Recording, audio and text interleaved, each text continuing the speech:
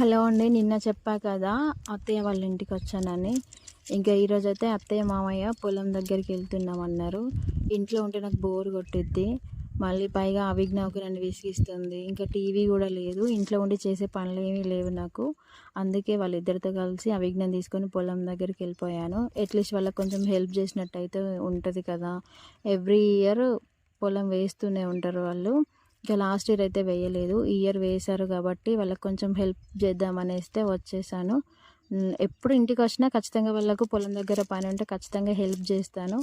ఇంకా పొలం దగ్గర గడ్డి వీకి మందేసేది ఉందంట. ఈసారి అయితే పత్తి పెట్టాము మాకున్న 2 ఎకరాలలో. ఇంకా గడ్డి వీకడం అయితే స్టార్ట్ చేశాను. స్టార్టింగ్లో బాగానే అనిపించింది, ఇంకా మెల్లిమెల్లిగా నడుము అయితే నొప్పి స్టార్ట్ అయిపోయింది. రేపు లేస్తున్న లేవనో కూడా తెలీదు. పెళ్ళికి ముందు ఈ పనులన్నీ అలవాటే, కానీ పెళ్ళి తర్వాత మాత్రం ఈ అలవాటు తప్పింది. లక్కీగా ఈరోజు ఎండ అయితే కొట్టట్లేదు, మంచిగా చల్లబడ్డది, చల్ల గాలి కూడా వస్తుంది. ఇంక సగం పొలం అయితే అయిపోయింది, ఇంకా మిగతా సగం రేపు ఉంది. ఇందులో దున్నిపిచ్చి మందేయాలి. ఇంకా ఎవ్రీ ఇయర్ మేమైతే పొలం వేసుకుంటాం, ఖచ్చితంగా పత్తి వేసుకుంటాము.